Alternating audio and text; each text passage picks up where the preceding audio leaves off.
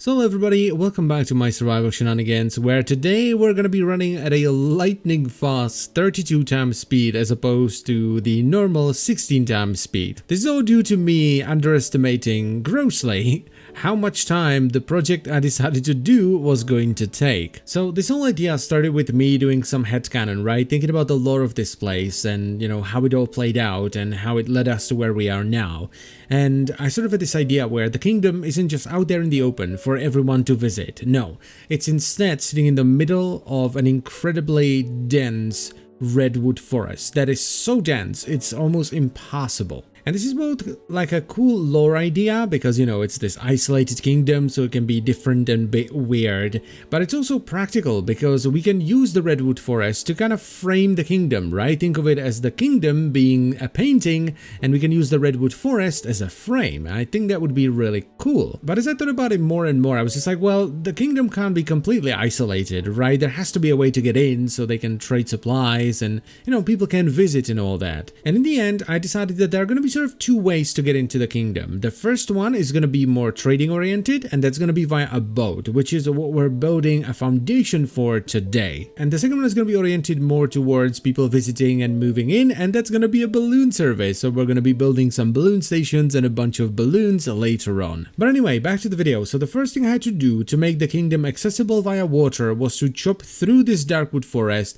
in the direction of a nearby river, which then leads into a swamp, which eventually leads into the ocean. And my goodness, dark forests have a lot of trees. Next on the menu was actually completely draining the already existing lake because it was far too shallow and it just didn't look all that great. It was just a bunch of sand with a little bit of dirt and some gravel here and there. And I wanted to do something similar to what we did with the Weeping Willow Pond, just on a much larger scale. So like this heavily detailed lake. Now the way I did it was pretty straightforward. I divided the entire lake into 3 to 5 block wide strips with sand, and then I used sponges that I got from a guardian temple to dry it out. Now this wasn't entirely necessary. I mean, you could theoretically do what I'm about to do here while the water was still there, but I wouldn't want to do it because I did it without the water and it still took forever. Plus it only took about 30 minutes to get done, and that's with me not bringing over enough sand, so I had to do it in stages. And also I only had about 6 sponges, which was nowhere near enough as well, so I had to constantly dry them by smelting them at the blacksmith.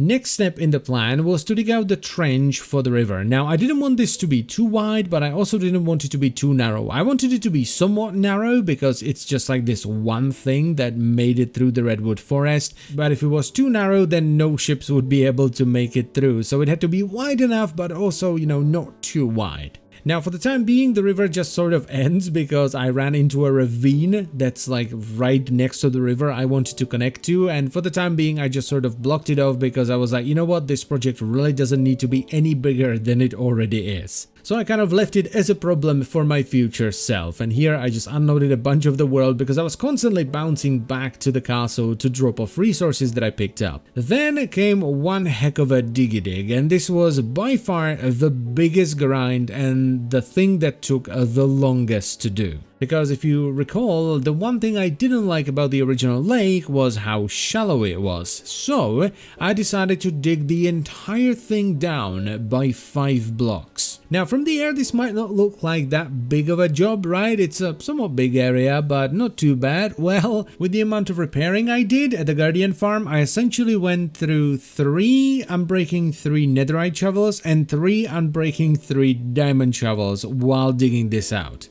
Plus about 1/2 of a unbreaking 3 netherite pickaxe, because as I started digging down I ran into stone, especially while I was digging out the river. But it was definitely worth it just because of the resources I got from this. I got like 4 double chests of dirt, which was great because, believe it or not, I was almost out of dirt thanks to all the terraforming I've been doing. I also got like a double chest of grass from the silk touch shovel, and I got a few double chests of sand, which is great too because it's, well, sand, but I can also smelt into glass. glass, or I can make it into coarse dirt and that kind of stuff. It's actually more than that now that I think about it, because I still haven't sorted the shulker boxes, and I have like 8 shulker boxes full of stuff from this project as well. Plus, you know, there were some random pockets of clay, and I got a ton of stone and some granite, some diorite, some andesite, just a load of stuff. But this was definitely one of those things that I grossly underestimated, because I did not think it was going to be this much work and it was going to take this long. It did take longer than it should have though, and it was because of a stupid decision I made at this point, because instead of going back to the Guardian farm and repairing my shovels again, I instead made a beacon and used unenchanted shovels with haste 2 to dig out the rest of this. It wasn't the only reason for the beacon though, because as you can see at this point a large chunk of the lake bed was stone, and with haste 2 and efficiency 5 on your pick you can insta-mine stone. This is just a glorious display of my stupidity. I construct a beacon to save some time while mining stone, while at the same time not repairing my actual shovels and losing time while mining dirt. I don't know, I guess I was just like, you know what, I'm almost at the bottom, this was like the last layer for the most part to dig out, so maybe my reasoning there was that, you know, going to the Guardian farm would actually take more time than just making a bunch of unenchanted diamond shovels and using those? I don't know, but I think that's what my reasoning was. So all in all, a ton of work, but I also got a bunch of resources from it in the process, which was definitely cool. Then it was time for more digging! Yay! Though luckily the amount of work this took was minute compared to what I had just done, so I went through the river trench and I stepped it down in a similar fashion to what I did in the lake, which was to go down by 2 blocks initially, then go down by 1 block, go down by 1 block again, and then leave 2 blocks and go down by 1 block yet again. This was different to what I did in the Weeping Willow Pond and what the guide that I used to construct that pond recommended, because I felt the lake was too big to go down by 1 block every time. I felt it would look weird and unnatural. And then it was finally time to stop digging and start building. So the first thing I did at the bottom of the lake was put down a ton of coarse dirt around the sides of it. This was something I felt was necessary for this lake, even though I didn't do it at the Weeping Willow Pond. And this was all because of the scale of this lake, right? Because it's like, what, 10, maybe 15 times bigger than the Weeping Willow Pond. So I felt that the sides were going to be too gray, and I was worried that if I were to do the lake bed the same way I did it at the Weeping Willow Pond, which was just a mixture of coarse dirt and sand, it was going to be too bright and chaotic. So first I decided that the lake bed was gonna be mostly stone with some like cobblestone slabs and stairs around it, with small patches of sand and coarse dirt. And then I decided to add these patches of coarse dirt, which are gonna add some brown into the grayness of the sides, but they're also gonna spill over the lake bed, breaking up the grayness of the lake bed as well. Now the rest of the lake bed was done in a similar way to how we did the Weeping Willow Pond. So I started off by randomly scattering a bunch of cobblestone all over the place, then I did the same thing but with andesite, and then I did one final round but with gravel. Now after that I went around and connected it all with stone. However, I specifically left some gaps around the coarse dirt, because the idea there is that it's just dirt from the surrounding area that sort of slid in. I also didn't do anything with the, is it shore? If it's just a lake, I genuinely don't know, but I'm gonna call it shore. So I didn't do anything with the shore for the time being, because while I have something cool in mind that I think is gonna turn out great and it's gonna give it a lot of character, it's once again more work that this project doesn't need at the moment, so it's something we're gonna do in the future. Now once I was done placing down all the stones on the sides, I started working on the bottom. Now I started off by putting down a bunch of slabs and putting down some of the coarse dirt and sand into the lowest areas of the lake, which is what you can see me doing right now. Now originally the slabs were just there to provide some,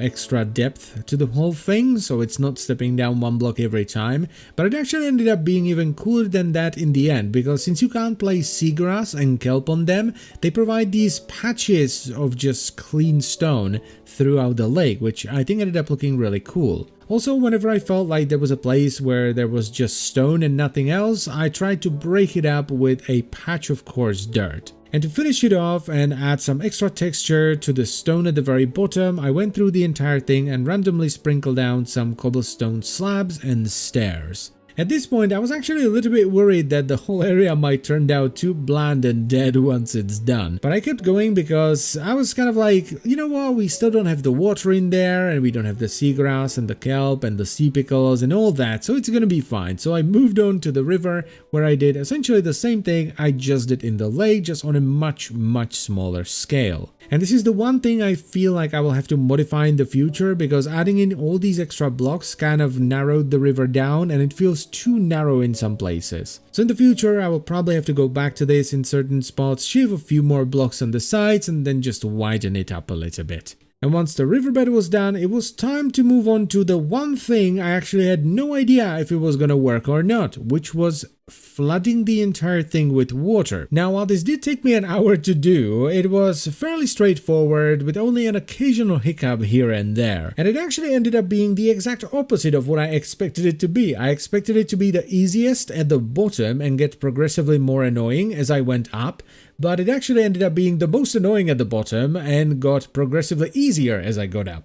And it was all because of the detailing, the random slabs and stairs, as well as the coarse dirt that I put at the very bottom, which constantly got in the way, and I had to place down a ton of buckets around it so that the water would autofill, whereas at the top there was pretty much nothing in the way, so I would place down a few buckets around the outside of the lake and it would autofill by itself. Now, even though the water looks much better when there is some stone above it, because of the way I built it, the water had to be filled all the way to the very top of the stone just to connect it to the nearby river and to the rest of the water in the world. However, the vision I have for the shore is that it will actually come up a few blocks above the river, and there's going to be a bit of an overhang over most of the lake. So if you're like, oh, I think it looked better when it wasn't filled all the way up, don't worry, that is something that I will address in the future. Also, as the camera moves back here and we start to see the river, and especially as I start to fill it in with water, you can see how narrow it got in some places, so that is something I will have to deal with as well, because I don't think any boats are squeezing through that. And I really have nothing else to talk about here, so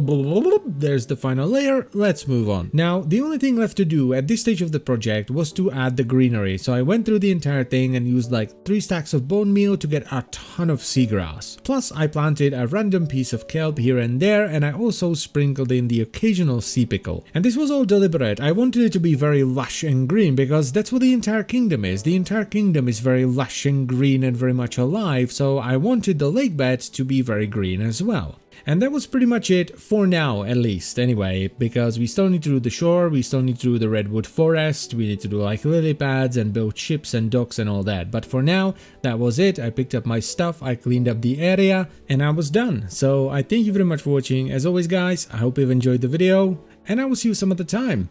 Bye bye.